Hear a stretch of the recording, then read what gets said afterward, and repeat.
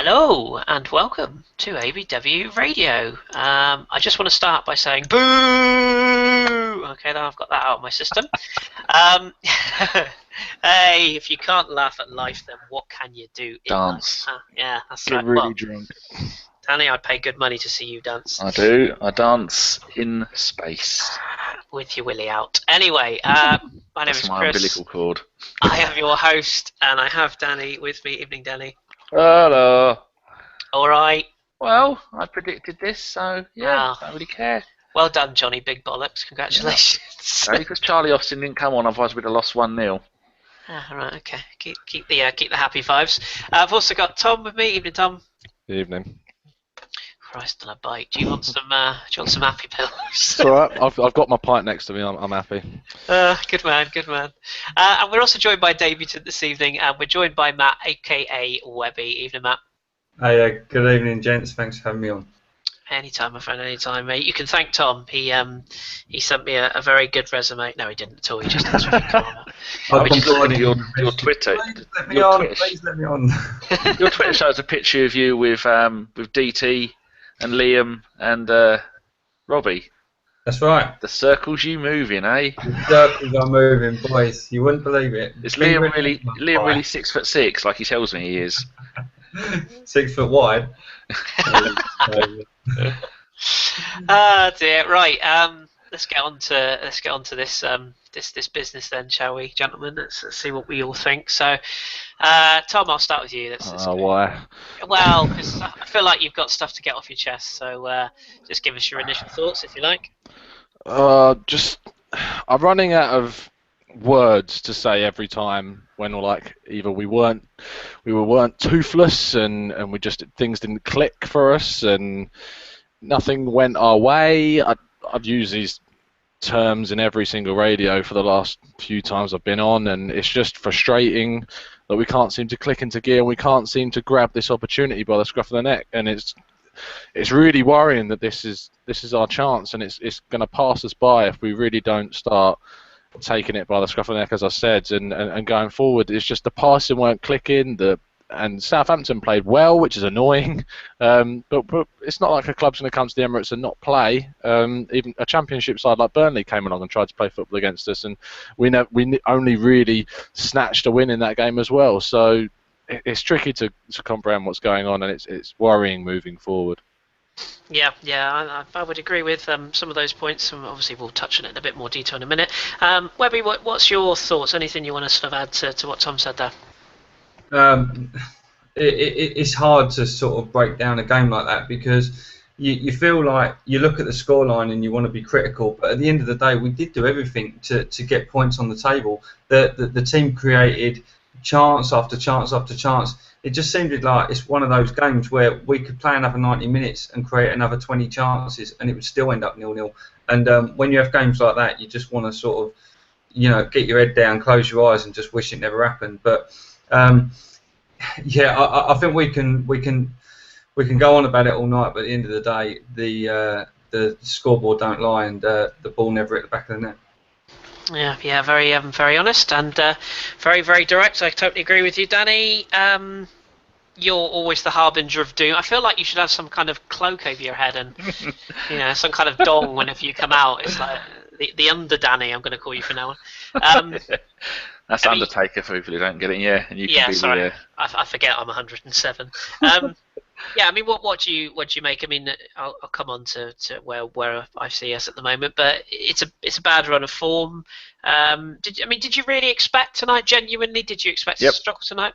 I expected us to lose 1-0. The rest of them in the predictions league, everybody else put a win, and I was the only one who said we aren't going to win this game because Chelsea are one of our bogey teams. We bottle it and we bottle it again. But tonight we didn't bottle it. We were unfortunate. You don't have 21 shots on goal, having 11 on target. This is 4 Fs. For fuck's sake, Fraser Foster, that's the fucking problem. If they'd have had Stickleback, well, the other goalkeeper, we would have beaten them. It probably would have been 4-0 to us, like a lot of people were saying. But that bloke just showed. We were doing the Football Hipsters podcast in the week on Monday, and we had Ross on there as a Southampton fan, and he was saying that I was saying that I think Foster is the best English goalkeeper in the world. I said he's better than Joe Hart. Joe Hart, yeah. And I said although the young bloke at Stoke, Butland, he's really good. And Ross said that Forster is he's not as good as saving shots from far away. His main thing is saving shots up close, and I think tonight he proved that. The one from Ozil was absolutely brilliant, and then there should have been at least 2 goals that we just clear-cut chances we could have had, but he saved it. And then there's another 2 penalties that we debatably we could have had. I don't think Southampton were all that brilliant. I think they come there to get the point, and they played hard. You can tell by the number of tackles. 31 tackles for them, 20 for us. They had no intention of opening up and letting us score. But Forster was just absolutely brilliant, and no surprise, he got man of the match. He got a rating of 9.8. Yet again, it's the curse of a goalkeeper coming to Arsenal. And he said Highbury then. Coming to the Emirates and having the game of his life, and he's only just come back from injury. What a bloody player! So I'm not as angry as you. I know you look all sitting there shaking and going, "Oh, please don't get angry, Mr. Undertaker." You thought I was going to be fucking furious. I'm not. We played well. I get furious like against Chelsea when we do fuck all. Tonight we did everything. It just didn't click. Do you know what? I'm staggered. I'm genuinely flummoxed because you've said everything that I did not expect you to say. So I'm completely. And plus, you're looking lovely tonight. Thanks very much. That's it. It's gone over the top. I'm not wearing trousers. No, I just think it's. I totally agree with you. You know, I think Raj was saying on the show yesterday that we did the final deadline day, and he was saying that at the end of the day, all you really want. Well, I say all you really you want to win stuff, but you want your team to turn up, and you want your team to try, and you want to compete. And we did that tonight, and I agreed with our pal Mr. Welsh, who said that we weren't clinical enough. I think that's. You can't dispute that. You know, we weren't clinical enough, but we did come up against a goalkeeper who, it seems to happen time and time again, that just played a worldie. That being said, Webby, I'll come back to you with the lineup. It seemed to me like as soon as the teams were announced, everyone was immediately on Flamini's back. I have issues with this, and it may be a bit of a sweeping statement, but I don't think that. I think there's a lot of people, particularly on social media, hey-ho, who aren't particularly educated in football and understanding of rushing players back. We saw Francis Coquelin come back on Saturday, and I think it's fair to say he looked rusty. So were you really surprised that Flamini started the game? Because I wasn't at all. I wasn't surprised at all. I thought he's been a good ambassador for the club. He puts his heart and soul into his performances. And I don't think he's ever going to, win the Arsenal fans round. Sometimes I don't know what he has to do apart from maybe score 2 goals against Spurs in the cup.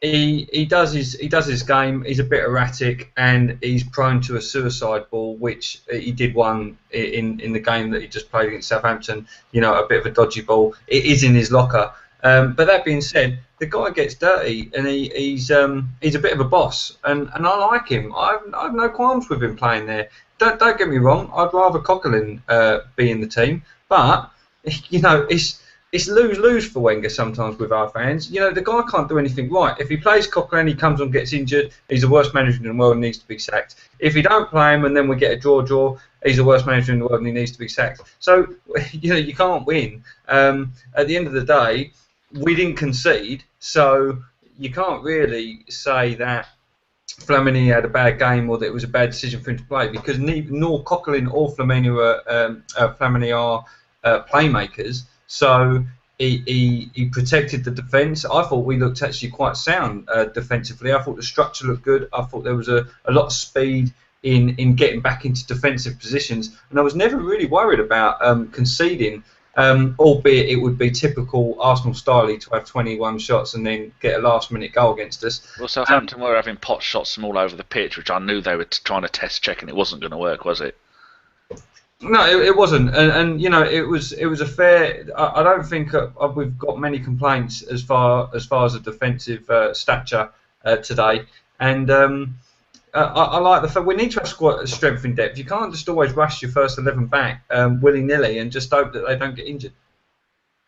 I completely agree with that. I just think that I don't know what it is with Arsenal fans, and we've said this time and time again on this show, that for some reason everyone has to hate someone. I don't know why. I don't get it. I really don't understand. I don't know if other clubs have got players that all their fans get on the back of, but we always seem to have one. I don't understand. Tom, what about, obviously Alexis came back into the side tonight, looked fairly sharp. Joel Campbell did get the nod ahead of Theo Walcott to start the game. I just want to ask your thoughts on Olivier Giroud, because he seemed a little bit I don't know, restricted tonight. He just didn't seem himself from the impression I got from the commentary. What did you make of his performance? It was interesting. I thought that Southampton were very clever in how they defended Giroud. I think they realised that Giroud's link-up play and his hold-up of the ball is so integral to how we pass our play and move the ball around the box at times and find those key passes like we did with Chambers at the weekend against Burnley. And I think they marked him at the game and they were on him in a flash every time he received the ball, and he had no space to move in. He was pushed out to the wing so many times. It's tricky to understand how he could have done any more. A lot of people suggested before the match maybe that Theo Walcott could have started up front. However, I'd have started Giroud anyway, simply because Walcott's not been in the best of form. We need a win.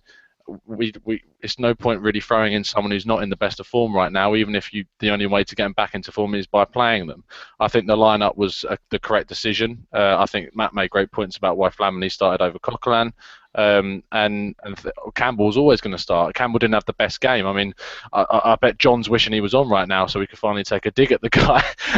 But I certainly feel that even when Theo came on to replace him, he wasn't brilliant either. So I think we could have done a lot more in terms of changing our style, possibly. I don't think that in recent games that we haven't really adapted to how the games evolve throughout. It's more just like, if we're not scoring, it's more throwing the kitchen sink than trying to find different avenues in trying to score.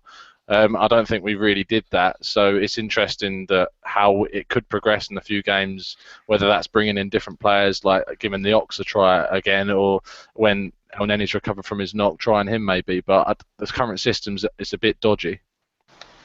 Yeah, I think you make a good point about they did defend very well against him. I do agree with that. Danny, who's on troll patrol, as I shall call it. I've just figured out how to. I made myself a moderator last time, and now I've done it with John.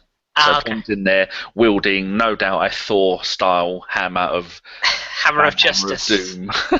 wank hammer. Not that I think we've been doing this now for the best part of 2 years, and we've only ever had to ban one person who just was being racist and abusive. So you can scream and shout and go mental all you want, but just don't anger John, because he's an angry bearded behemoth. Well, he's not at the moment, but no, just yeah. If you're in the chat box, guys, just have some discussion. Don't cunt each other off. Anyway, Danny, so where you try and look at some of the positives for tonight, like you said yourself. I mean, we did boss the game, and on another night you come away with a comfortable 3-0 victory, and you say, okay, well, that was pretty straightforward. And then I think, as Webby and Tom were both saying there, you don't, and it suddenly looks like the worst thing in the world. The form is worrying, but can you isolate this game and say, well, we haven't been playing particularly well the last couple of weeks, and obviously not got the performances, not got the goals, sorry, but whereas tonight we did perform pretally well, but didn't get the goals. So can you take that as some sort of positive as we lead into Sunday? Well, looking back at the actually, I better change my thing to Premier League games, otherwise I start talking about Burnley. You look at the 4 games that we've played recently. The Liverpool one, that was just a slobber knocker. No one could do anything about that, because those kind of freak results where it's 3-3. Just there's nothing you can do about that. We should have kept the lead twice. Wenger maybe shouldn't have taken off Sanchez, but there's nothing we can do about that. The Stoke game was just, I don't think anybody expected that to be a 0-0 with the players they've got, with the players we've got. Sanchez wasn't there. Is that the game that Ozil missed as well? Did he miss Stoke? The Liverpool game. No, the Stoke one. Oh, the Stoke one, yeah. Ozil didn't play, did he? Yeah, so I mean, and Sanchez didn't play, did he? So they are two most creative players. The Chelsea game, well, they've always got the hoodoo over us. Until we get some players in there that are going to go in there and start smashing people up, there's nothing you can do. I'd have been happy with a 0-0 with the Chelsea game. The Stoke game, I thought we should have won. We should have won the Liverpool one, because Leicester showed tonight Liverpool are rubbish, and you either beat them or they beat themselves. And then the game tonight against Southampton, well, you got to take into consideration that it's Sanchez's first start back. Flamini knows that he's not going to be in the team for much longer. Ramsey, a lot of the time, was out on the right-hand side. First half, I thought the Ramsey-Bellerin combo at times was working well. I thought it makes a difference to have both of those putting in decent crosses into the centre of the box, and one of them we nearly scored from. I think Giroud knocked it down, and then Ozil had his shot on goal. But as you look at the team at the moment, we've got that's almost our best team. Maybe it was debatable whether people want Mertesacker or Paulista. Oh, I've done it again because it says Paulista. Who's thought his name is Gabriel, not bloody Paulista, and that's where he's from. Yeah, so some people want Gabriel, some people want Mertesacker, so that's debatable. Flamini is only there because the cock's coming back. So when the cock is on the bench, when he did come on, then that's our best team. Because Campbell, for me, is our best right-sided player. So now that the cock is back, all these players are going to start gelling together again. Sanchez is going to get his match form back. Ozil is going to start working well with people. But then I had to look at the thing. Giroud had 7 shots, Campbell 1, Ozil 2, Sanchez 5, Ramsey 2, and Koscielny 2. Now, if we go back and look at the last few games, we were getting hardly any shots on goal. So the shots are there, and it's going to come. Like, I always get really angry when we lose or when we play shit. We didn't play shit and we didn't lose. We were just unfortunate that Forster had the game of his fucking life. And it's guaranteed next week Southampton will go to someone like Bournemouth and lose 8-0 and Forster will let them all in, because that's how it works with us. How many times in the past have goalkeepers come to us and had the game of their life? All the fucking time. I don't know why they don't. Maybe we need to boo them more. Boo the sick. That's what I say. Well, it's a big game for them, isn't it? You know, whatever you think of it, when teams go to Old Trafford, to Emirates, to Scunthorpe Ditch isn't a big ground, is it? But you know what I mean. You know, when they go to the big grounds, they do up their game, and you know, and let's say right at this point in time, you know, fair play Southampton. Other than the blatant cheating, which I'll call it, which was the time wasting, and I'm sorry, I know me and John disagreed on this. The whole injury to Fonte's head. John's got a banhammer. You'll be in trouble. Well, John's got a point. In fairness, the Fonte thing when he had a cut on his head. I'm sorry, just get him off the pitch. You know, it wasn't a concussion. It wasn't like he'd taken a massive, you know, kablam to the head. It was just that he got a little nick and there was blood. So and that killed all the momentum. We were just getting on top, and that totally killed it. He knew what he was doing. So you know that. But again, you've got to be better than that. You know, you've got to rise above teams doing that, because that's what they're going to do, and I don't blame them. So fair play, Southampton did deserve credit for it. I'm going to ask Webby a question actually, because Webby, you've not been tainted by my regulars on this pod, who know that I have a certain love for a twinkle-toed Spaniard who sits in our midfield. I think we're missing him so much more than people seem to ever understand. What's your thoughts on the Ramsey-Flamini partnership, and do you think that that Santi could be, you know, the vital cog in that, and is that why we're not clicking in that area? I wouldn't say it's why we're not clicking in the area. I think that you can't disregard how talented Cazorla is and how fantastic he's been playing, and instrumental in that sort of centre midfield partnership, linking your CDM to your attacking midfielder, which obviously was at the time was Coquelin through Cazorla into Ozil. That being said, Ramsey's been pretty good. I've got no problems with how Ramsey's been playing. The guy's a hard worker. It was only the other season when he was banging goals in for fun. He was almost our saviour all the time. He was our saviour in the cup final. So I haven't got many issues with that. I think Ramsey got a lot of stick when he was playing out on the right wing, out of position. But even then, when you look back at it now in hindsight, I still think he did a valiant job. My personal opinion is I prefer Cazorla there. But, you know, we talk about strength in depth, and you've got to have these players in order to come in. I mean, Wilshire's still injured. When Wilshere comes in, he can play that role as well. We've got all these, a variety of midfielders that can do that job. It's easy to always say, oh, you know, we need to have our top 11 out every single game in order to win games, but that's just not the case, and that isn't how the Premier League works. You need to have a variety of players to be able to fill in and still turn out, you know, 3 points. And if we can't, as a team, churn out 3 points against Southampton at home because we haven't got Cazorla, then that's not good enough. There was 11 players on the pitch, and as a team we win, as a team we lose, and today as a team we drew. So I'm not going to pinpoint Ramsey as any sort of reasoning behind why we couldn't grab a goal. You're on mute, Chris. Sorry, thank you very much, Tom. I keep leaning on that bloody button. That means I was like, oh Jesus, what have I done? if he's listening to you carefully, that means he likes what you're saying. No, I did actually just say, as I was on mute, that was a very good point, and I was just about to say that we had a tweet, or I had a tweet from a chap called Man About Town, who's at FOL Foul 8053, and he said the issue with Flamini is lack of imagination on the ball.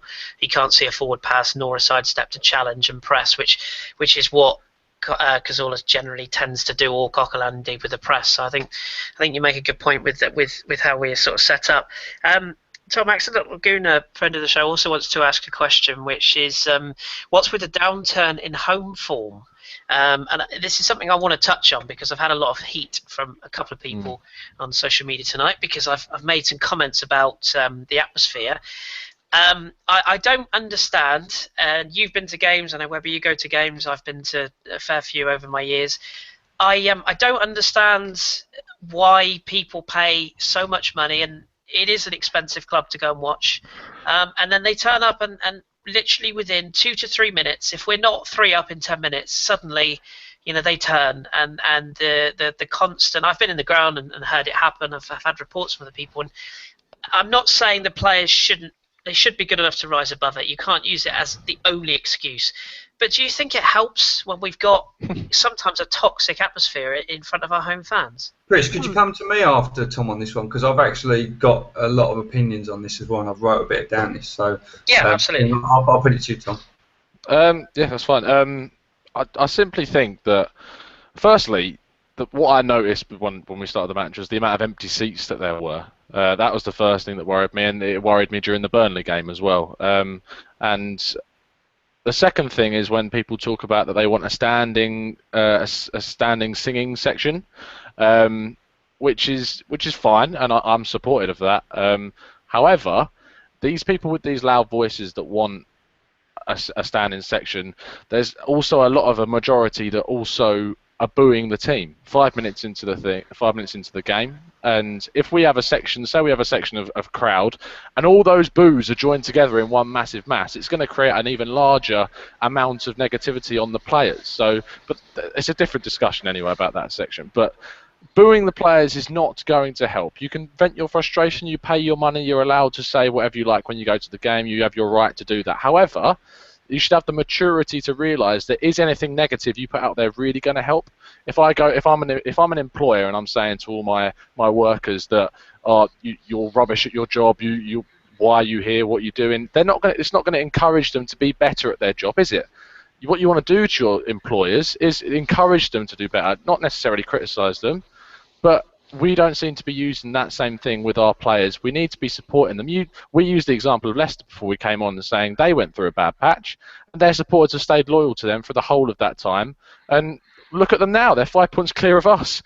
So if you want evidence of how this system is going to work, all you have to do is look at other clubs around us and see that the atmospheres are much better. And if people complain about how bad the atmosphere is in the Emirates, well, it's not being made any better by people throwing all this negative stuff. Go on then, Matt. Have you go. Just before you do, sorry, just gonna go. I just want to say, people in the chat box, listen to what I'm saying. Please listen. Open your ears. I am not saying that it's an excuse. I'm not saying that I'm blaming the fans. I'm saying it doesn't help. So before you all go in there and rant about how don't you blame the fans? It's the fans' fault. Listen to what I'm saying. Please carry on with it. Yeah, I actually think this is a serious concern and something that does need to be brought up because I've gone to quite a few games this year, home and away. I went to Zagreb away when we lost 2-1. I went to Bayern Munich away as well. And and what I've noticed more and more is the difference and variety in how crowds back their team and how clubs back their team as well.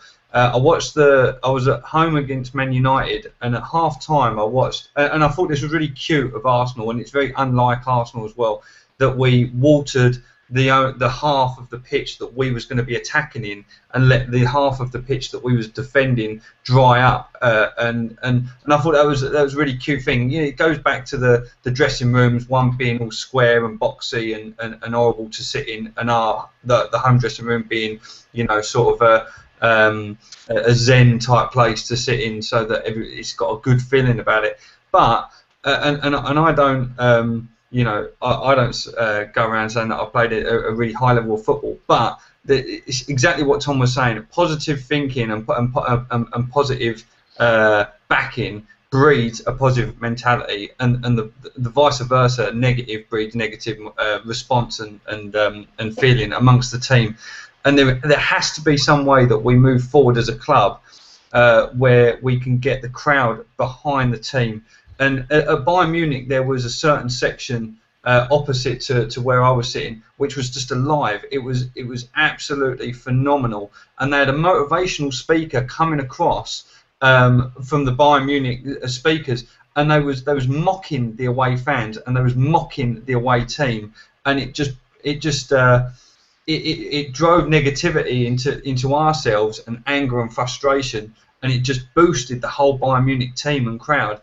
And I know that's like the German mentality and winning mentality, and maybe the Brits and over here, we don't want to go down that route. But there's got to be a way, because we've got a big stadium, a fantastic stadium with a lot of corporate tickets, and the problem with having a lot of corporate is that there's a lot of neutrals sitting in the stadium, and they don't back the team, and they don't get angry, and they don't unify to be the 12th man. And there's got to be a way to fight this, because at the end of the day, boys, the club is a business, and it is supply and demand. We will carry on putting the prices up, and as long as the ground's being filled, it's not like we're going to reduce all the prices to £10 a ticket so we can get all the hardcore Arsenal fans off the streets in. We're going to have we live with the problem of having a massive stadium and being one of the worldwide biggest clubs to watch. But moving forward, it is a problem, and we do need some better backing from the crowd, unfortunately. Yeah, I think you make some excellent points there, and a couple of things, Danny, before I ask you on this one. We're not the only club, and so this is not an attack on people. And I totally appreciate it. I mean, a guy tweeted me tonight and said, "Oh, I've come all the way from Cardiff. I've got every right to boo. I've spent money to travel down." Well, that's absolutely fine, and I totally appreciate you're frustrated, and I get why you'd be pissed off that you spent all that money and that travelling. Well, newsflash, mate. I live in Plymouth. I went to Stoke away last year. I was absolutely livid, and that was a performance, I don't know if you remember, where we did not turn up. I mean, we may as well not have been there 2 seasons ago, actually, I should say it was. I've been to away games myself, and I totally get that, and I get as frustrated as anybody. The difference is I like to try and, while the team are actually on the pitch, try and encourage, try and motivate. And then after the game, you talk to your mates, whenever you're outside the ground, that's a bit different. That's when you can really sort of let go. But during the game, I just can't see how it helps people. Danny, we made the point sort of just off air. We were saying that the difference in a club that maybe has the expectations that Arsenal have, and if you look at a game like tonight, we go into a game like tonight and we're expected to win because that's what we've kind of been brought up on. You look at a club like Leicester, who did go through a run over Christmas where they were dropping points. They lost a couple of games. None of their fans seem to turn on their players. They still, they still create a fantastic atmosphere. And if anything, that's driving them on again because they're coming again. Do you think we could learn from it, or do you think that's an unfair argument? We used to be just like that back in the late 80s. We were just the mid-table Arsenal, and then we used to get behind all the homegrown players. And I've been to, just checked, 404 games. 95% of that is Arsenal. The rest is all Peterborough and Barnet. And I've never booed Arsenal. The only time I've ever got even slightly argy was when the League Cup final when we lost to Chelsea, and that's the time. That was in 2007, I think, and that was the day I went. That's it. I'm cancelling all I had 4 season tickets, so that's it. I'm not going anymore. Well, I've been into that so many times, but I didn't do any dirty protests or anything. But yeah, Leicester fans, they're just so glad to be there because we take it for granted being there. If we'd have been the Arsenal of 93, 94 when we were like 17th, 18th in the league, and then the next season we'd have been 4th, 3rd, 1st, 2nd, like that all season, we'd be going, oh, we're on a roller coaster, it's fantastic, we love every second of it. But there again, we do pay more than any other fans. We do have the highest prices for virtually everything, from season tickets to food to travel to everything. We're in all the competitions. So when you pay that amount of money, it's a balancing act with how much do you feel that you have the right to shout and scream when things don't go your way, because we should be expecting more. We should be doing better than Leicester. We shouldn't have that lot from N17 ahead of us on a plus 10 goal difference better than what we've got. But again, if things worked like that, it would be Man City top of the league, it would be Chelsea second, Man United third, and us fourth. So we can't expect to be top of the league because of what we have as a club and a support base and the finances, because if that's how football worked, we'd be fourth every season from now on, and well, maybe even fifth if Liverpool, because they've got the manager, they've got the players, they've got some of the money. So maybe we'd be battling for fourth or fifth, because we are the fourth or fifth most powerful rich club, with the infrastructure and all that other stuff. I mean, in fact, Man City should have the top 10 places. That's how it works. So I understand why everybody does it, and I get really angry, but we tried. And we were unlucky today. It's not like some of the other games this season where we have just been dog shit. I think that's what frustrates me the most, I think that's what somebody, I forget who it was, I'll try and find who it was, somebody tweeted me and said it's almost like some, and again, I think this is the minority, some fans almost prefer it when we lose, because they can go, wow, I told you so. They're almost waiting for us to fail, just to sort of pat themselves on the back and go, well, I told you we wouldn't do it. And I don't think we all believe that. Some of us are more pessimistic than others. Yeah, listen to this from my mate Lee, who's he's a dirty Tottenham scum. He says, just put me a little message on Twitter saying, am I all right? And he's put, I said, oh, fourth, if you're in third place, nosebleed, Tom. He's put, I'd take top four, as it's nice just getting results we'd normally struggle. Wide open this season. Even you lot might win it. And that's from a dirty Tottenham fan. That's at Smithy1983, if you want to go and give him plenty of abuse, because he loves it. Tom, did you say John has sent us something? Yeah, John sent you his views. If you Where? want to read that. No idea, mate. He just said he sent you WhatsApp, I'd guess. Yeah, probably a message. Yeah. Do you want me to have a quick look?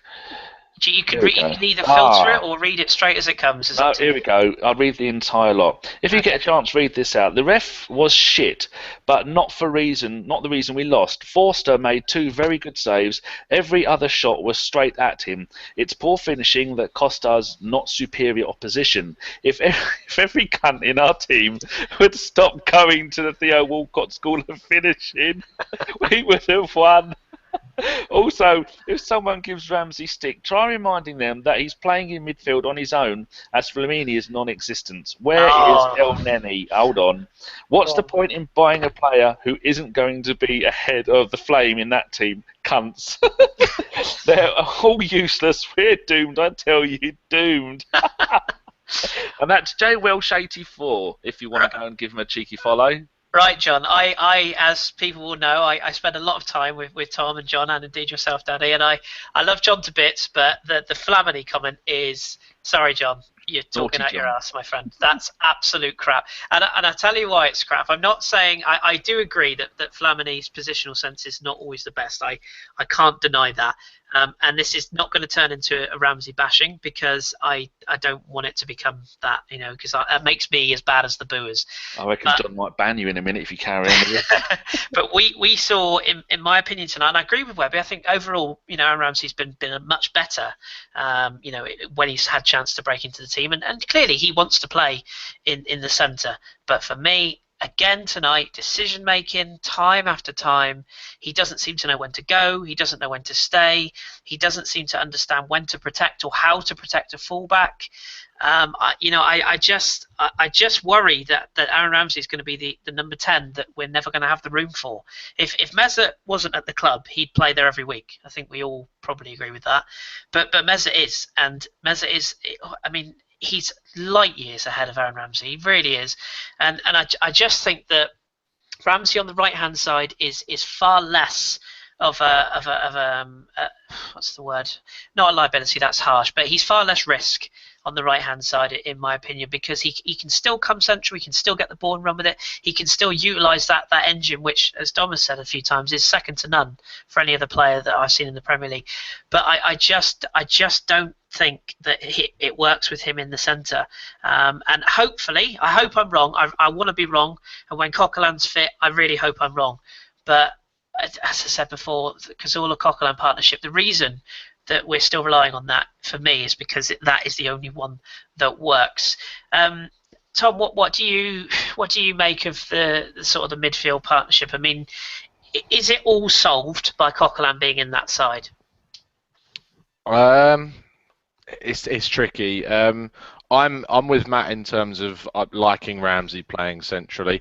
I also have been converted in terms of thinking that Ramsey is working outside on the right because, as we know, our best. If you look at our best midfield, if everyone's fit, our best midfield is simply Santi and Cock in the middle, Ramsey wide, Sanchez left, Ozil in the middle. That's the best midfield we have.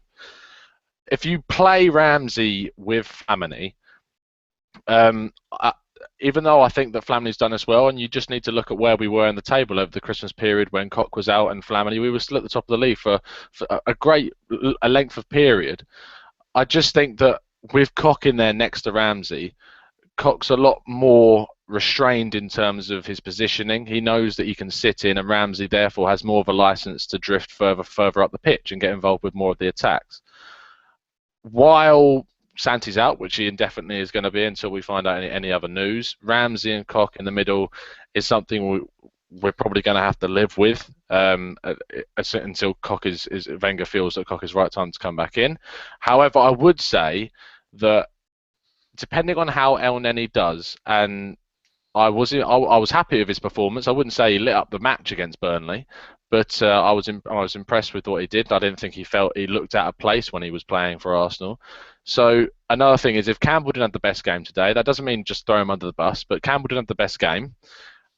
Maybe take him out the firing line for a couple of matches, move Ramsey back out onto the right, put El Neni next to Coquelin, just to see, because we've got Bournemouth next, and I'm not taking them for granted or whatever, but I think it is a game where you could experiment, especially when we've been playing with the same team for so long, and we're without a win in 4 matches.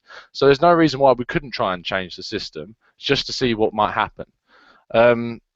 That's my point on that. If I could just make a little extra point, not to go on too long, but the people going with the Wenger out stuff in the chat, people know that I'm a massive Wenger in person. But Wenger's not kicking the ball on that pitch. He selects the team to go out on that pitch every time we play. It was the right decision to play Flamini. It was the right decision to play Ramsey, simply because you can't rush a player back in. All these people moaned at Sanchez being rushed back and he got injured. All these people moaned back when other players have come back and got injured. Flamini played for that reason.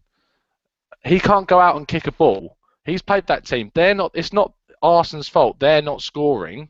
He's trained them. This guy knows what he's doing. He's a world-class manager. And all you people going Wenger out, yeah, okay, sack him tomorrow. What are we going to do then? What do we do?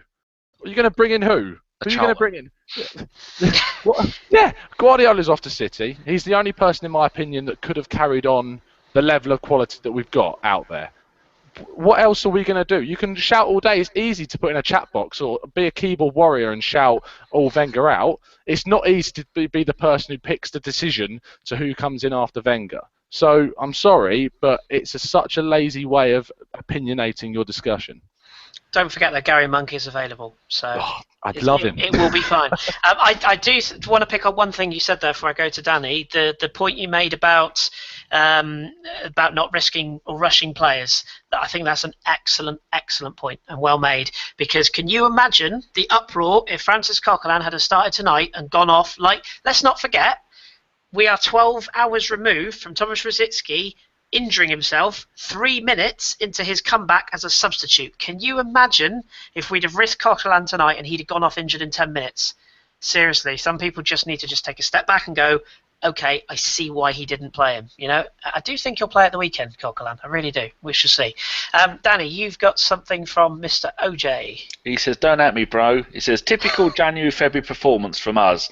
These are the games that lose us the league year in and year out, and we turn it on mid-March through to the end. He says, through the end. Typical Americans. Through to the end of the season, but left ourselves a hole too big to climb out of. So there you go, a differing opinion from it. Carl says we keep not taking these smaller clubs seriously. I don't even know if Southampton are a small club, to be honest, but no, I know what you're saying. Carl also says we didn't take our chances. This is from our Radio Live WhatsApp group. Yeah. Where it's just Chris telling everyone to behave. No, I fairly rarely say anything, to be honest. Webby, what's let's have a look at where we are right now then. So everybody's talking about the points we've dropped, etc. And you can't get away from the fact we have dropped points tonight. A home performance and not winning is obviously dropped points. But these people that are frantically typing sort of on social media after the game and all have these views, the title's over, we can't win it. You don't buy that, do you? No, I just looked at the table then. We're not even over 2/3 of the table yet. I mean, it's close, but we're 24 games in out of 38 games, so we have got another third of the season to go. We're 5 points adrift off of Leicester, with arguably all of our best players coming back. I mean, let's get it right. It was nice seeing Sanchez on the pitch tonight, but I thought he lacked a match day touch. I was going to say his sort of match fitness, but in actual fact, he was doing pretty well. He was bombing up and down all game, so his fitness I don't think was too much of a concern. But his touch definitely, I think, at points of the game wasn't necessarily 100% Sanchez-esque. So we've got him coming back. Cochrane's coming back. I don't know what's happened with Cazorla, but at the end of the day, our players are coming back. They're not going away. If you look at a team like Spurs, they've just lost their centre back. What is it? I don't know how to pronounce it. Gundogan. Vertonghen. Yeah. Vertonghen. Yeah. I tend not to care about how to pronounce Spurs players. But yeah, at the end of the day, we're in a good position. Look, nights like tonight, we need to forget very, very quickly and move on, because otherwise it drills down into you and drives everyone mad. And Twitter is not the best place to get a sanity check after a game like tonight. However, we've got 14 more games left. We're 5 points off. We're getting into the period where we normally pick up most points anyway. Sometimes I think it's to do with the seasons as well. I've got to be honest. I think some of our players going away to Norwich in howling wind, in like 1 degree, with rain in your face, the likes of Ozil and that, they switch off. They do. They're not used to it. The Spanish players switch off as well, and because of the way our style of football, sometimes with the way England football is, the sort of long ball and counter-attacking does come into play when you've got them sort of conditions through the January and December periods. So we're coming into hopefully some nicer weather in the spring. We normally go on for a nice run. We're in it, boys. People need to sort of take the rope down. Don't hang themselves quite yet, and let's see how we get on. Reyes was infamously the same though, wasn't he? Yeah, well, I mean, I do get Webby's point. I suppose the counter argument to that would be, well, that the players have got to rise above that, and I take that view. But I do understand the style of football. This is probably where people would say we probably do need a plan B, because other teams would just hoik it long. We would never do that. But it's a fair thing to bring up. Danny, just before I come to you with Raj, I just want to ask Tom something very quickly. Tom, everyone is hiding behind the sofa at this big monster that's stepping into the fray called Totter. I don't know, never heard of him. They've gone away to the powerhouse that is Norwich City this evening. I mean, it must be tough, beating the likes of Norwich away, which of course we couldn't do, but. They've shipped 5 to Liverpool. They've gone away tonight and they've won 2-0. Whoop-de-doo for them. City have beaten a Sunderland side, which are third bottom, and Leicester have beaten a Liverpool side that can't defend for toffee. It's a little bit over the top to say that because of the 3 results tonight, suddenly we're out of the title race, isn't it? Yeah, of course it is. I think Matt summed it up brilliantly when he said that we're 5 points off with a third of the season still left. 5 points is nothing. I remember when we were 4 points clear in Christmas above City, and everyone was like, "Oh, we're 4 points clear. This is good." And now, we're 5 points down. End of the world. We have to beat Leicester though. Yeah, of course we do. I think and that takes it down to 2. Massive, exactly. So, and we're going to play City on the penultimate game of the season, which also you can see this going right down to the edge of the wire. There's 4 teams in it. I think we all hate Spurs, but we cannot ignore them. It'd be immature and ignorant to do that. What you do say about Spurs is they're going to have Europa League commitments. They play against Fiorentina, I believe it is. It's been a bit of a bane for them. So we'll see how they do against them. They're still in the FA Cup. we're still in the FA Cup. We've got Barcelona coming up in between Leicester and Man United, I believe, is the fixtures that intersects. But we've got big games coming up, and you just got to hope that our players step up against the teams. They really start to realise that this could be the season where we end our 10-year, 11-year, whatever it is, drought of not winning the title. We've made stepping stones. It cannot be said that we've been on a plateau for the last few years. We've increased on what we've done. We've won the FA Cup in the first season 2 years ago. We then improved on our squad, bringing Alexis Sanchez, won the FA Cup again, and improved our league position. And then we're going into this season as title contenders with Manchester City. You could look at how Chelsea have done and how much they've dropped off. And would you rather be their position? So many people were wishing they were Chelsea last season. Well, they've spent all this money and now they're sitting in 13th this season. So things can go many different ways in football, and I think how we've managed ourselves is excellent, and I think that we're progressing as a team. Bringing in Czech was absolutely massive, and you can see that we don't respect a lot of pundits, and it must be said in ABW sometimes, but everyone's saying that how much of a big signing that guy is, and he's really saved us on so many occasions, and we'd be a ton lower in points without him. So we have to just stay positive. Hopefully the crowd get behind us. I think someone made a great point in tweeting you earlier. It's good that we've got an away game coming up just so we can get away from the fans shouting at everyone and try and get some form back in ourselves, which would be good. But I think that we'll get a win against Bournemouth, and I think it is time that we sort of change some stuff that's going on, because clearly what we're doing now isn't working, and that's not right. But hopefully we can rectify that. It's, if anything, it's possibly a good team to play, a team that will want to play football. That's one good thing. I just again, Danny, I will come to you. I just want to say in the chat box that, guys, I appreciate, if some of you have your views and you want to give Tottenham credit, that's absolutely fine. You crack on. I will not be giving Tottenham any credit as long as I am part of this show. So let's just get that clear right now, okay? I won't even acknowledge their existence as a fellow carbon life-based form thing. Danny, you and I were brought up very differently to never give them any respect. No. What have you got? You got something from Raj, haven't you? Yeah, a couple of things from Mr. Goonaholic, who is the voice of reason. He says he's on the podcast Thursday. He simply puts, Thursday will be fun. So, Raj, a bit from Jason, Mr. Davis as well. Well, boys, it's getting boring and frustrating, but let's take solace in the Spuds being dog shit. Oh, wait a second.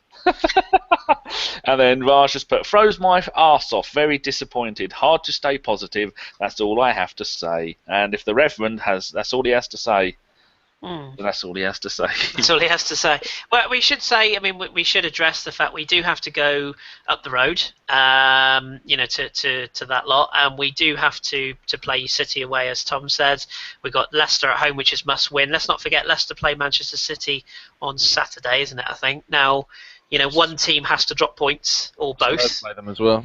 Exactly. So, there are teams are going to take points off each other. We shouldn't be in a position where we're hoping other teams will lose points. It is down to us. Exactly. We've got to win our games, and if we win our games, I think people have said it all along. If a team gets on a run, they will take this title, and I think that, I think it'd be fair to say that we do have to take Leicester seriously, and I'm not going to, as I think Raj said the other night, I'm not going to be two-faced and say, now I'm going to say, they're in the title race. I've said all along I think they'll drop off. I'll stick by it.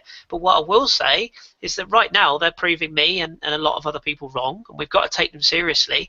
And that's a game that we're now going to have to win. You don't think Leicester will finish top four?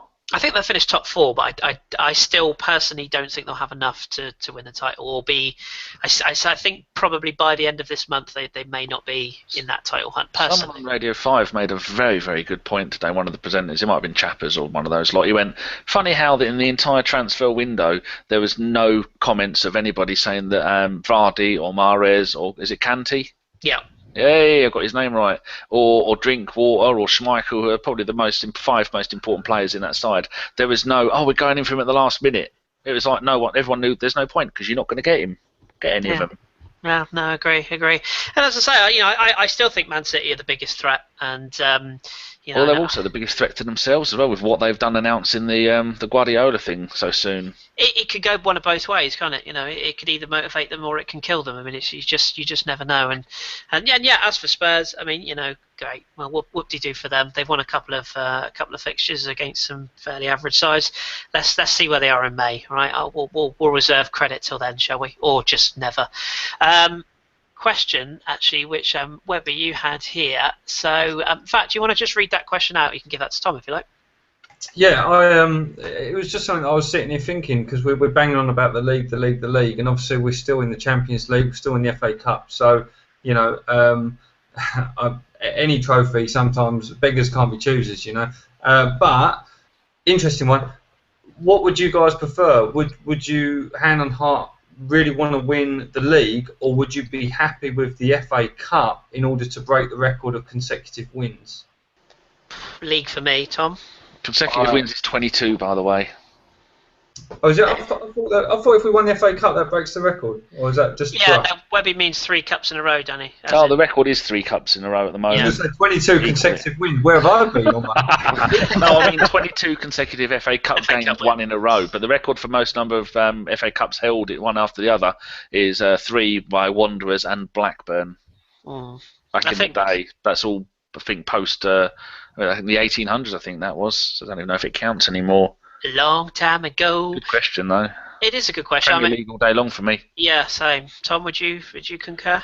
I agree on the league simply because this season is just the only time I think that we've got a real chance, and I think if we don't go for it now, we're really throwing away one of the best chances we've had in so many years. And you look at City are getting Guardiola, and I know we discussed this on a certain other podcast the other day, but I don't think he'll win them the Champions League, but I certainly think that they've got a shoe-in for the league and for the next 3 years easily as one of the big favourites. So this season we need to take this chance. It's really important for this club moving forward to do that.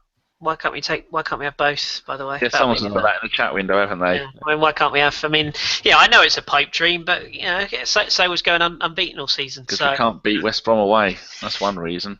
It doesn't help, but no, it's. I mean, it's. I suppose the one thing we should say, from a neutral perspective, it's exciting for the neutral, I presume. I mean, to be perfectly honest, fuck the neutral, but you know what I'm getting at. It's making for an interesting race, and we're the truth is, and I'm sure OG will have some stats to confirm or deny this, and if I'm wrong, I'll hold my hands up, but teams just go through bad periods. We had a pretty sticky period was it November? It was November, wasn't it? And we're having a bit of a sticky period, for the last 3 or 4 games, and that happens. And if it continues to be sticky for another month, then yeah, we're probably not going to win anything. Let's be realistic. But it can all turn very, very quickly, and a good result, whether that had been tonight or whether that will be Sunday. It can all change so quickly, so quickly. And would you really? I mean, people are saying that Leicester were never going to win. We're never going to win the title, me included. Well, they're up there. Spurs are doing what they're doing. United won again tonight. I mean, where do we draw the line? All we can do, as Danny has said, is focus on winning the next game. That is all we can do. And John makes a fair point. 7 games. It's not great. It's not great. Nobody can deny that. But all we can do is win the next game. What do we think to the next game? What do we think to Bournemouth? Would we make changes? Danny, would you make any changes? Probably, if he's okay, if the doctor says okay, start Coquelin in the middle next to Ramsey, and then everything else. I might bring Mertesacker back in for Gabriel only because of the solidness that Koscielny and Mertesacker have. But I would say to Mertesacker, do not go any further than 1/3 of the way up the pitch, because I don't want you putting yourself in a position where someone's going to run past you and then you're going to have to do a Costa all over again. Because so many times he runs up the pitch for a corner. I mean, how many often does he score? Hardly ever. Don't fucking do it. You stay in your own half for the entire game, no matter what, because he can't run back. And then if he can't run back, he's looking at the linesman. If it's not offside, well, I either let him go through or take him down and them off. So don't put yourself in that position. But I do like Gabriel, but I think Gabriel tonight showed that he's not, maybe not quite ready to have that partnership next to Koscielny. So Mertesacker and Coquelin, bring them both back in, and then keep that team like that for the rest of the season. You watch, we'll win every game, I hope. Yeah, I agree with that. Tom, anything else you'd switch around? Would you make a change up front, for example? No, I wouldn't. I think just simply because Giroud hasn't scored for a couple of games, and I really think he needs a goal, so I'd keep him in there. We've got no What I would, choice, have we? yeah, really, but because of what Theo's form's like, what I Hmm. would do is that I think it's time for a bit of an experiment, and I would move Ramsey back out onto the right, seeing as I don't want to dig Campbell out, as I said, but just take him out the firing line for a bit, move Ramsey out onto the right, put El Neni next to Cox, throw him in, see what happens. I don't think we've got You anything want to to take lose a at this point. risk? You want to go from a formation that works to taking a risk with El Neni? I think that Coquelin's sitting in and doing the job that he does, and El Neni playing in there, Yes, and it did show he has an eye for goal, didn't he? He's got a goal in him this season. And what we needed that game. Who took a shot from outside the box? Who had a go? It was so long before we actually finally had a go. And I know taking pot shots from everywhere doesn't always work, but it does sometimes work. And we need a player who is going to do that. Plus, he didn't look out of place when he played against Burnley, I don't think. And Ramsey outside on the right, I think, is his best position in our But then best he team. cuts in a lot and then leaves Bellerin exposed. But they have good chemistry, those two on the right. Just on that, very quickly though, I think it's got to be said, and I know John will smirk to himself when I say this, and does certainly Dom will. I love Alexis Sanchez. Who doesn't? But Jesus Christ, the guy needs a different trick. I mean, it is so predictable, and teams are working him out. And as I say, I love him to bits. But a guy with that much ability has got to learn something different than run down the left, cut inside, shoot. It's not going to keep working. And You could try Theo's of run down the left, cut in and fall over. Well, there is that. A few penalties. Of course, it's a concern. But all I'm saying with Alexis is that it would be nice to see him maybe go outside and cut a ball back from across, or maybe drift inside into the Ozil position and sort of pull strings with Mesut and try and release someone through the middle. Just probably because he's not a left winger. That's probably why. That's fair. Yeah, that is fair. Totally agree with that. And I just think that, say I'm not slating the guy. I just think that sometimes people get on Giroud's back for being predictable, or Theo's back, and sometimes we have our favourites and we're not able to sort of just admit that maybe some of our favourites could actually do a little bit different as well. So Webby, would you? I'm intrigued by the Campbell situation because I personally would leave him in the side for now. I do get I do get what people are saying, that maybe he's, his form has just sort of dropped off slightly in the past few weeks, which is natural. I'd be inclined to keep him for his work rate at the moment. Would you go along with that, or would you like to see the change in the centre and push Ramsey to the right again? Actually, funny enough, I was waiting for the question on the team to come to me after Tom, and then Tom took the wind out of my sails a little bit by saying to put Ramsey on the right and take Campbell out. I was watching the game, and I'm becoming a little secret fan of Campbell. I do like his work rate. There's some parts of his game which frustrate me, but Bellerin can marches forward so much. And he's so quick and got an attacking Spanish style to him that I think you do need a right winger which can cover his arse pretty damn quick.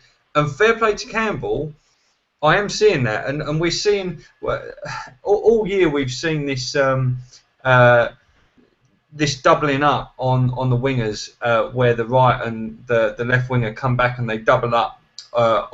With the right and left back. So with Monreal on the left, you've got Sanchez, which Sanchez, to be fair, don't do it very well. And then on the right, you've got the Monreal and, say, Campbell.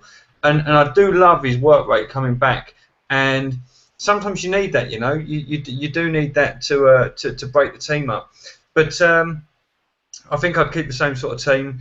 Today, I like the fact that they was interchanging. There was a lot of free rolls going on. Sanchez didn't have chalk on his boots all game. He was coming into the middle. They was all switching it around. And you need that, because it was only last time we played against Southampton, we didn't have Sanchez, and Ozil got marked out of the game. I mean, he got absolutely pounded on every time he got the ball. Whereas today, they was interchanging so much that Southampton couldn't really get any sort of proper consistency on marking our attacking players.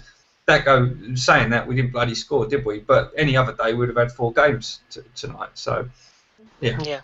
Yeah, I think it's a fair point. Did you want to just make a quick point on the sort of the Leicester argument as well, just quickly while we're on the subject of teams around us? Yeah, I did. Yeah, because I think that next season, I'm pretty concerned about Pep going to Man City as well, and I think it's fair to say that this year is our biggest chance to really push on and win the league. That's a fair comment, and I think everyone's in their right to say that. However, this thing with Leicester being up there competing, and they're going to be in Champions League next year, because I can't see them coming outside the top four. It's fantastic to see, but I think this is going to become more the norm, if anything. I don't think this is just a little one-off episode. I think the likes of West Ham and Crystal Palace and Leicester and all these teams fighting for top four and these sort of places is going to become more regular, because the amount of funds and revenues that have come into the Premier League over the last decade is finally coming to roost. And when West Ham can go out and buy, his name's gone, the centre attacking midfielder that's absolutely fantastic. Yeah. Well, when they can go out and buy him for like 10 million, Man United have to go and buy 70 million for Di Maria, who, to be fair, didn't really do that much, and yet they can pick up a player for 10 million because the finances are there. I think it's going to be a lot tougher, and these smaller teams are going to be causing more and more problems. Yeah, they're with the money coming in and whatnot. Do you know what? The only other thing I just want to bring up, actually, and Danny, I'm intrigued by your views on this. Is there kind of a concern, or do you share the concern I have that everyone is saying that this season, with Pep coming in and everything that's going on next year, and Chelsea will be, will rebuild, and Liverpool probably rebuild, and everybody's saying that this is our one season that we should be going to win it. I have a problem with that, and the reason I have a problem with that is, why are we saying that we've only got one season? Like it's, well, if we don't win it this year, we'll never win it again. Is that really fair? Because I'm not sure. I'm not sure I like that argument. Do you share that? We have messed it up year after year. I think shouldn't be that we have one season. This is our last season. Because do you honestly think that Sepp isn't going to win the title 3 years in a row at Man City? They're going to go and buy 172 players. I was read today. I say I read. I don't read. Do I? Hear it on the radio. So yeah, we're not going to stand a chance. So we're not going to be able to do it. So if we don't win it now, they have been saying it for years, that we need to. What was the quote you said? We have to win it. Well, people are saying that we should win it this year, or this is our one season. Yeah, this is our one season. We've been saying that for the last 4 seasons, and we've been so close. This is and change it from one to last, because we've got no chance next season. I don't agree with that, mate. I don't. So if he brings in, there is serious talk of them bringing in Messi, isn't there? No. I don't think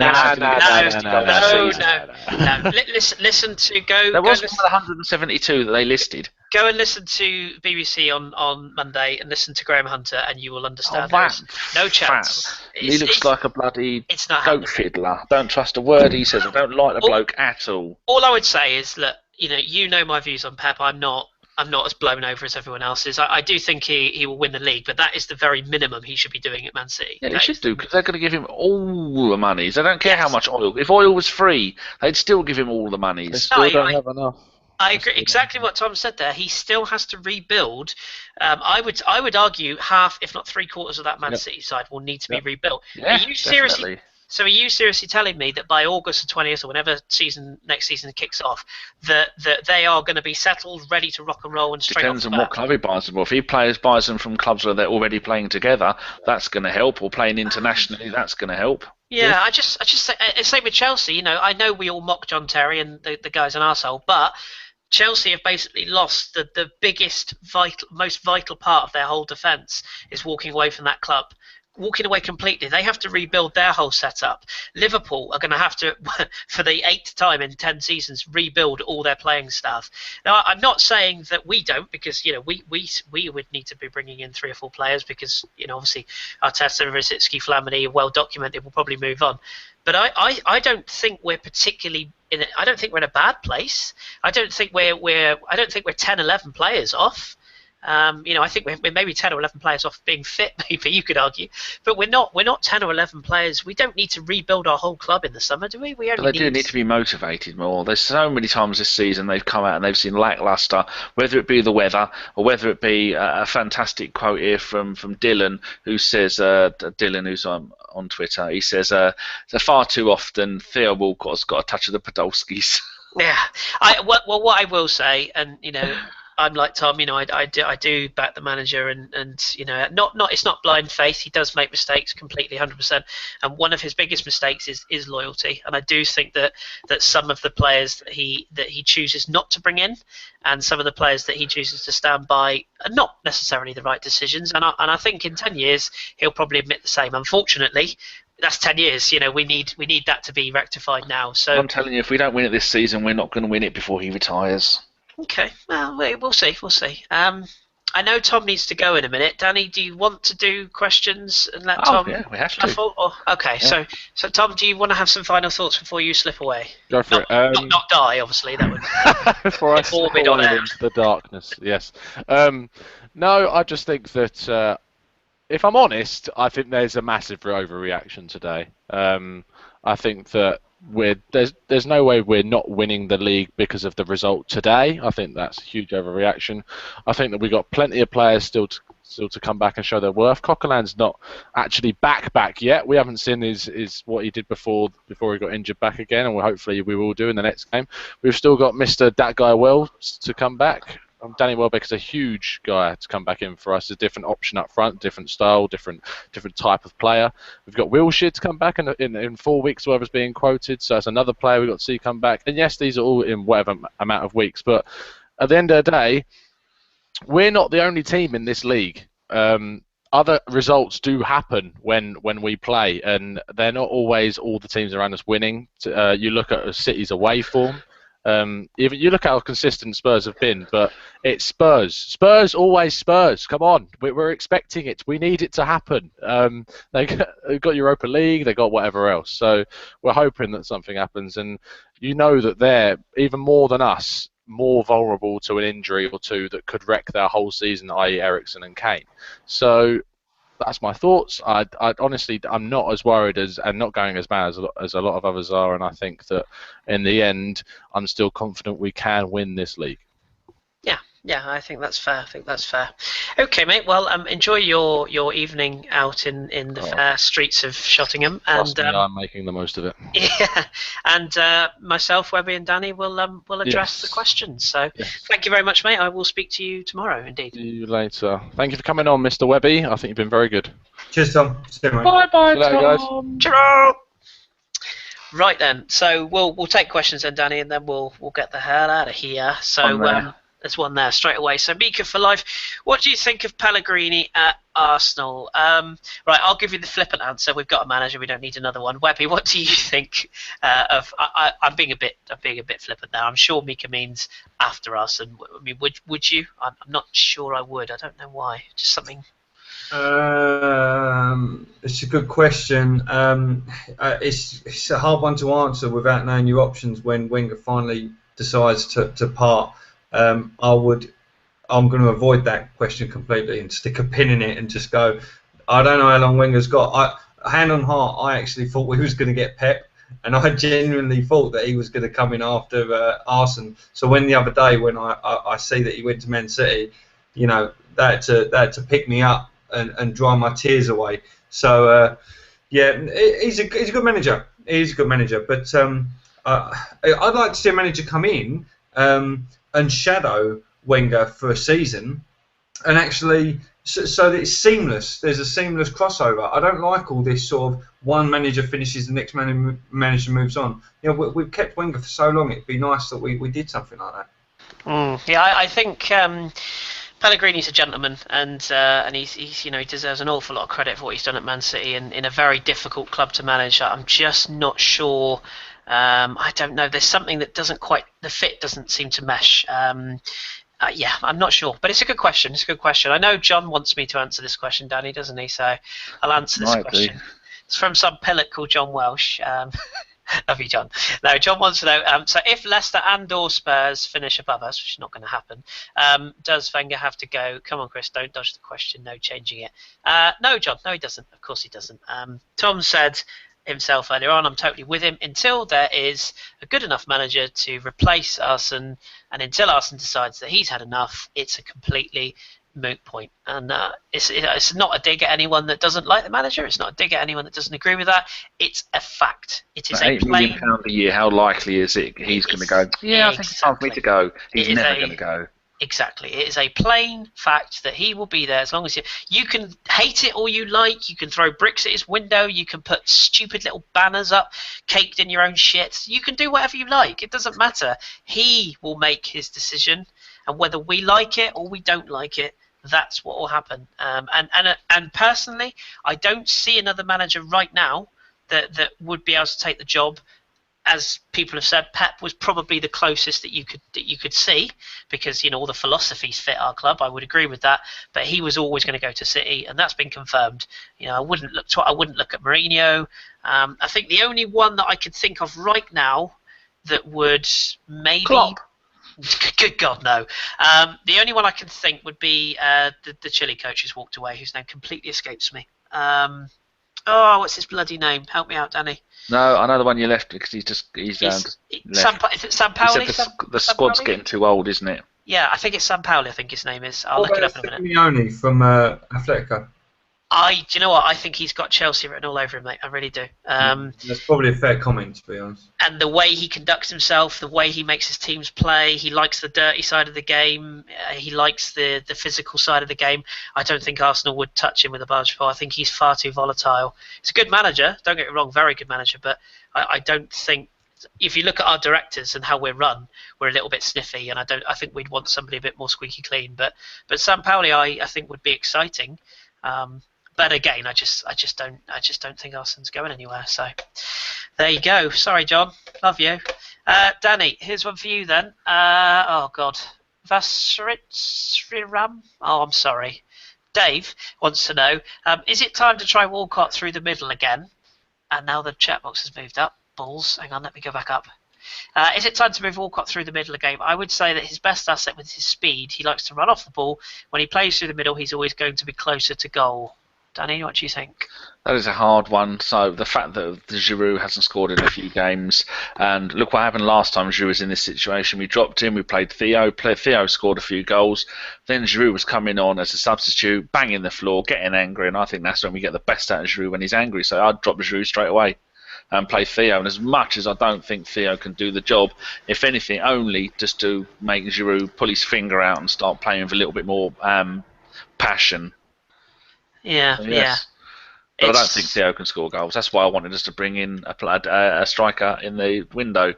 It's 1 goal in 16 appearances for Walcott now.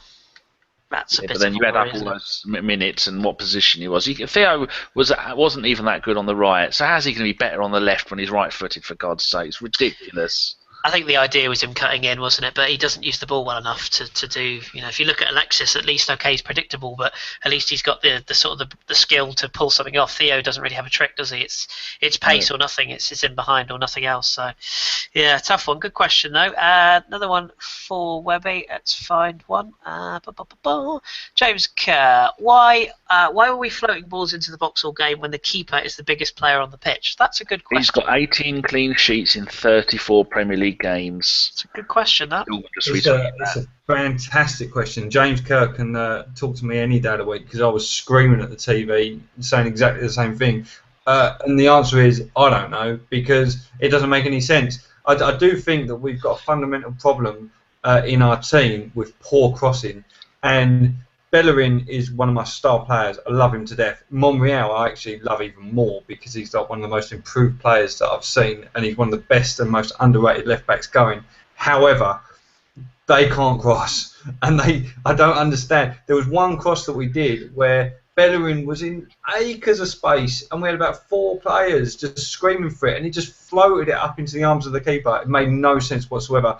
I think they need to be drilled, they need to be hard, they need to be low. There needs to be some sort of standard. I think the way we set our team out is just like, they can sort of do what they want and how they want to do it at the time. But I think both Monreal and Bellerin, as 2 examples, need to be pulled aside in training and go, look, when you get these opportunities, I want you to fire it in hard and low at the striker's feet, and just churn out sort of training over and over again. There needs to be better quality going into the ball, going into the box. James is right. Yeah, I agree. Quick stat on Theo, Danny. You'll like this one, and John will like this one. Theo Walcott came on the 62nd minute tonight. The game ended in the 96th minute. In that time, he had 67% pass completion rate, making 2 out of an attempted 3 passes. Wow. That doesn't say anything, does it? Apart from ineffective. Well, that's exactly it, isn't it? Who did he take off? Campbell. Yes, I believe it was. Yeah. So Although playing on the right, he's still not doing it. In fairness, he was the logical change, I guess, when you're chasing a game, I suppose. Yeah, but Danny Rude, Rude, everything. Fonte to replace BFG? Oh, crikey, no. Is that Rui Fonte, the ex-Arsenal midfielder? No, Jose Font at Southampton, who is playing at the right level. He's nowhere near Arsenal level. Come on. Well, really? we don't know. People up their game, don't they, when they go to a new club or they do something new? I'm in no position to know exactly whether he'd do the job or not, but I think we do need a 4th centre-back, whether it's pulling someone through the reserves like Bilic, or I think there's another one there, the Peligueluezo. Egliswelo. Bless you. Yeah, so we've got those two, but they're not seen anywhere, are they? So I don't think Gabriel is an ideal replacement for Mertesacker. I think he's a replacement for Koscielny. I think we need a big lump replacement for Mertesacker like himself. I agree with that. I'll finally get that blog done, and I'll give you a name you can all look up, because there's a free agent in the summer who I would love personally. Oh, Connor Essex wants to know, Chris, do you still rate Lacazette? Yeah, of course I do. Your player doesn't become bad overnight. Look at the team he's playing in. It's a terrible Lyon side. It's a terrible Lyon side with missing its most creative player.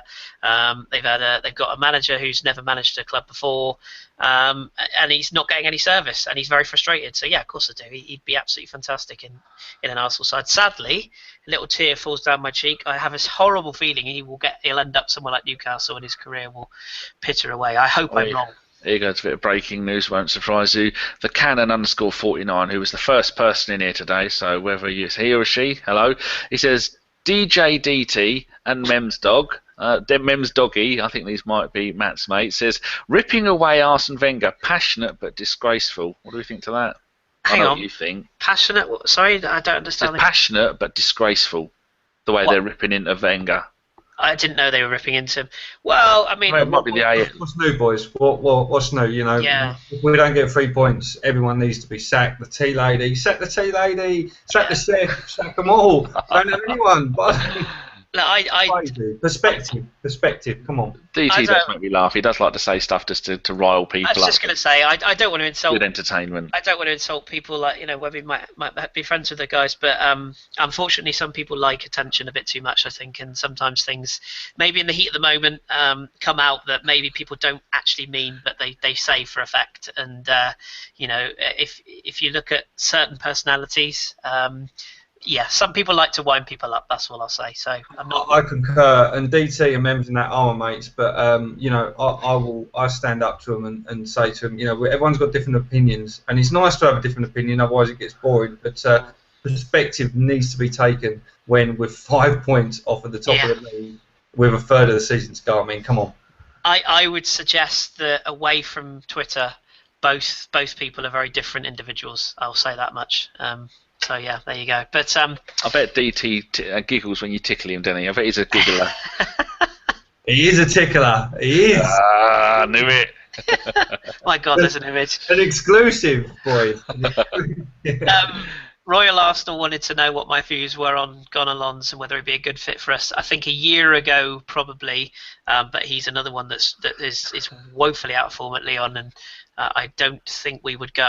The older he gets, the less effective he gets, and I worry he'd become another victim of the boo boy, because he's not flary enough for us. That's not even a word, I've made it up. But good shout. Emperor adds, Danny, you can have this one. So why are we still playing Flamini? Oh God, now the box has moved up. Stop typing. Sorry, that's another question from Emperor ads I've just put in. Okay, so why are we still playing Family? Only thing he does is points and shouts, confusing the midfield and not doing anything himself. Why didn't Coquelin start? Whereas Oneni? Well, we've kind of covered why Coquelin didn't start. You don't want him getting injured straight away again. No. El Then Nene. we'd go, why did he start? He wasn't ready. Hasn't he done his lesson from Rosicky? El Neni, I disagree with Tom. I don't think El Neni should be anywhere near the starting 11. Not when you've got Ramsey fit and Coquelin fit. They should both start every single game, and El Neni should just come in and play games maybe near the end. Flamini, he's not an Arsenal player. He's not a top half of the Premier League player, and he's working his arse off, and he's doing the best that he can do. And it must be hard for him knowing that at any second now he's going to be dropped again as he's leaving at the end of the season, and that's got to mess with a person's mind. He's been there for so much for us. And over the time, and I've got a lot of time for Flamini. But then recently, you've not seen much of him during the game because he just gets on and does his job. So when he does that, people go, well, he wasn't seen. Well, he's not meant to be seen, like a good referee. When Flamini does his job, you don't really see him. I'll tell you two things that did interest me about Flamini, and indeed Ramsey today. The two things I'll bring up. One is that a lot of people are slating Flamini for being out of position, saying that he goes walkies and that he's too far up the pitch, right? Okay, I get that, right? But if Aaron Ramsey is so creative and so good in the final third, then why is he not creating anywhere near as much as why is he not in the positions Flamini's in? Why is he not getting into those positions? So, you could say that he maybe doesn't do his job going backwards. I don't think he's doing his job going forwards right now. So if he's not doing it, maybe Flamini just thinks, well, I've got to take the ball by the scruff of ball by the horns, or by the scruff of the neck and drive the team forwards. Not saying it's right, of course, but it's just a different perspective. The other thing, I want to give Akib a little bit of love here, because he sent me something this morning which did make me chuckle. Do you remember back in the summer when everybody was begging for us to sign Jeffrey Kondogbia? Oh, the dog. Yes, remember him. Well, his stats against Matteo Flamini this season. Flamini Who's he playing for now? Well, he's on Inter Milan's books. I wouldn't say They plays. loaned him out, didn't they? No, he's still there. He just doesn't play because he's dog shit. His defensive score. So Flamini, on average, has a 94.2 defensive capability score rating compared to 51.55 of Kondogbia. Kondogbia has won 9 more tackles over the season. Oh, he left Flamini. Monaco, didn't he? And went to Inter Milan. He did, and he's made 14 interceptions to Flamini's 25. So for those that wanted Kondogbia, just because it's new and shiny doesn't make it good. And trust me, if you don't believe me, ask John. John will tell you as well. Right, let's do a couple more and then let's just get out of here because I've got some crying to do. Mother, would an FA Cup and finishing third again be considered a failure? Webby, what do you make of that? Because you mentioned earlier on about potentially winning a cup. Would you see that as a failure? No, I don't see it as a failure. I see it as disappointing. If we don't win the league this year, it'd be disappointing, and you could put it down as missed opportunity.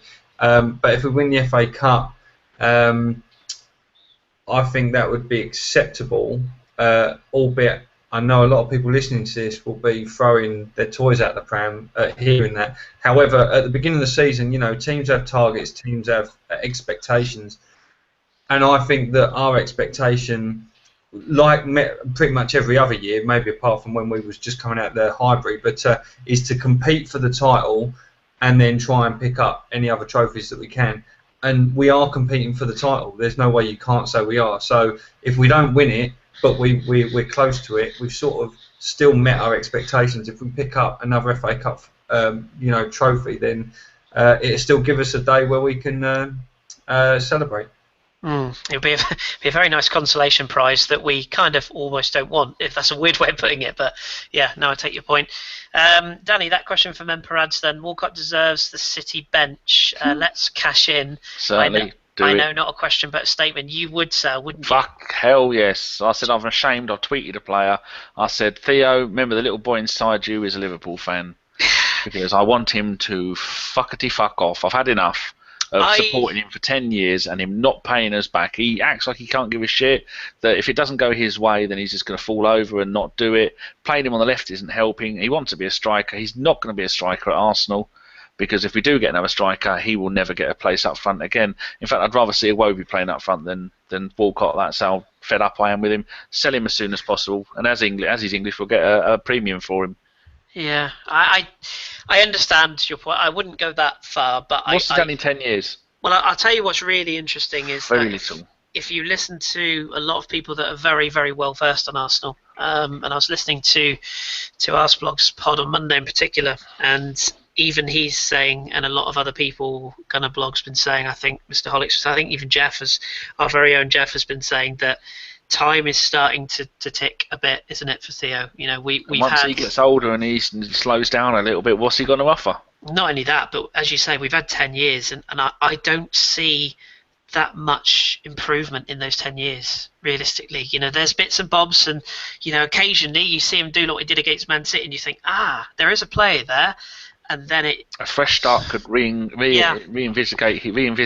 his career better. Yeah, it reeks of being stale, doesn't it, a bit? Plus, I wouldn't put it past the club to work out some kind of transfer so that we don't have to give him a testimonial. I wouldn't put it past the club to do that, because they did that with Ray Parlour. They kind of did that with Paul Merson. I think Merson was close to his 10 years. Oh, Merson had a testimonial. I was there. It was Arsenal v England 11, and Gazza wore an Arsenal shirt. Maybe that's why Rosicki's injured, because they don't actually want him to play again. To give they got to the same with Diaby. He was due his 10th year. They let him go on a free. We're not going to let Theo go on a free, but in fairness, though, we did pay Diaby's wages for 10 years without too much coming back. Bless his heart. But okay, final question. Then I'll give to Webby Tiger. Anybody on the panel a little worried? Tiger? Is he a real tiger? Rawr. Anybody worried on the panel about Man United? I can't believe I'm saying this, but being 5 points behind us now, I think it's a question worth posing, isn't it, Webby? What do you think? Bring it on. If it means that they keep Louis van Gaal for another few seasons, then fantastic. Bring them up closer to us. Bring them from a point from us. I'm not worried. Man United are dog shit, and I hate them more than any other team on the planet. I actually, do you know what? I was watching the TV the other day, and I couldn't work out what I enjoyed more: watching Arsenal win or watching Man United lose. I hate them. You'll get some stick for that one. But, I don't care. I hate them. But no, it's a good question, and if they can stay close enough to us or to the top four without embarrassing themselves, it means Louis van Gaal stays there and they don't get rid of him, and that is good news for me and all the rest of the Arsenal fans, because he's dog shit as well. Danny, do you think that's fair? I mean, United have beaten a Stoke side tonight, who basically, you know, they're on their knees, having missed out on a cup final they probably should have gone to. You know, it's not a big. It's a surprise they scored 2 goals in the first half, no less, and then ended up scoring 3 goals. But are you really? Unheard of. Yeah, I'm not. They strike me as a team that could do that this week, and then they could logically go away next week to, I don't know, Sunderland and lose 3-0. They're that sort of side. I agree with what Matt said, but I also would love it for Jose to go there, spunk 300 million, win nothing. That would just be glorious. But I just got a quick DM here from Accidental Gooner, a bloke called Big Dave, who is at Footy Bant Lad, has put Theo Walcott and he's putting on Gumtree. I just saw that. Yeah, I saw that myself as quality. Graceful talk of Theo, boys. I'm not having it. I'm not listening. No, I think we can all agree, you know, as long as they're in Arsenal shirts, we'll support them. I certainly will. I just worry that Theo is... I think if we've had Theo and said, look, you're going to play every single game up front all season if you're fit, that's what he needs. And he's not going to get that with us. And if he did that, if he played, 38 in the league, about another 15 in the Cup, so it's 38, he's going to play 45 games a season, I reckon he'd get 25 goals a season. But he's not going to get that with us. Like he played against Man United at home when we beat him 3-0. He was phenomenal. He tracked back. He worked hard. Half v Bayern. He was brilliant. It was good. If he can keep that up, and to be fair, but he won't. It took a knock for Giroud to get back in the team because he was playing so fantastic. So I think the criticism is a little harsh. But it's 10 years of the same thing, though, isn't it? 10 years of nearly. Oh no, he's not done it again. Is there a bit of the sulk about it? Is there a bit of I'm not playing that front again? And there's a massive injury. He's the footballing Lewis Hamilton, and I can't stand Lewis Hamilton. He looks like him as well, actually. Lewis Hamilton has won the title, hasn't he? 3 times. Well, that's a good point, actually. Yeah. I mean, I just don't like his attitude. No. But he needs to go somewhere, and I guarantee you, if Theo goes to Liverpool or someone like that and he's the main striker, we'll look at him and go, if Wenger would have done that with Theo and played him up front every game, he'd a 20, 25, 30 goal a season, man, all competitions, and then we'll be going, that's what was wrong. It wasn't really Theo's fault, it's because he didn't get enough games. He'd probably be a superstar, wouldn't he? It's just sod's law of how we do things. But, oh well, hey ho. Let's just sort of draw a line, I think, on that note. It's been emotional. Someone's put, hold on, Arsenal FC. Congrats to Walcott on completing 2 out of his 3 passes tonight, worth every bit of that £140,000. What a way to end it. Yeah, what a way to end it. I think I think we should just say thanks for people that have come on. It always upsets me slightly that we get more views when we've drawn, not lost, drawn a game. Oh, we're gooners. We love a moan, didn't we? Apparently so, but yeah, I mean, fair play, and to everyone that did go tonight and got behind the side, and for those that have been frustrated in that, we all want the same thing at the end of the day. We might disagree on things, we might have views that we don't necessarily agree on a regular basis, and we might sometimes say things we regret to each other, but we all want the same thing. We all want this team to win this league. And but the Carlisle have a song about we all want the same thing. I believe she did, yeah. Whoa. There you go, that's the end music sorted. There you go. Boom. So no, I think we just need to get behind the boys. We go again, as some bloke from Liverpool once said. Ugh. But yeah, we'll Bournemouth away on Sunday. We shall be back, hopefully in better spirits, hopefully with 3 points in the bag. We can hope that a big pit opens up at the Oily Stadium and swallows Leicester and City up. Who have we got on the radio Sunday, Danny? I don't even know. Should I tell you? Oh, you bloody do it. I know. Lord. I was just going to say, who have I got? John. And John, I'd say. Carl and John are back on, I think, on Sunday. I know Carl definitely is. Carl's bringing his arcs in case there's a flood. Oh, Danny, behave yourself. So yes, we'll be back. But thanks everyone for joining us. Thanks for giving us your questions and whatnot. Yep. And stay positive, boys and girls. It's 5 points. It's not the end of the world. We just gotta arrest the flow and get back. When we lose to Bournemouth, ooh. Danny. And when who's the bloke with the young man we sold? Who's our ex-player up front? I keep thinking it's a Phobie. Is it a Phobie? Yeah. When he scores a hat trick. Yeah. It won't matter because we'll have scored 4, so it doesn't matter. Webby, an excellent debut. Thank you very much for coming on, sir. Yeah, thanks for having me on, and thanks to all the listeners and watchers listening. No Are your worries. football trophies next to you? Yeah, they're all made of plastic. I just put them up there just for this broadcast. I'll take them down. They're actually made of chocolate. I eat them after the back. I've got the same. I've got ones for windsurfing. They're the parachuting. They're the 4th place trophies from previous years. It's all good. Trophy. Danny, you had to be here tonight, so I won't give you any thanks. You fucking start. You had to be here too. Yeah, sadly. But yeah, that was ABW Radio. We appreciate everyone tuning in. Cheers. Keep it positive, and we'll speak to you on the pod on Thursday, on the blogs whenever you want to read them. They'll be out again soon, and on the radio show on Sunday. Thank you all very much, and we'll speak to you soon. Ta-ta. Bye-bye.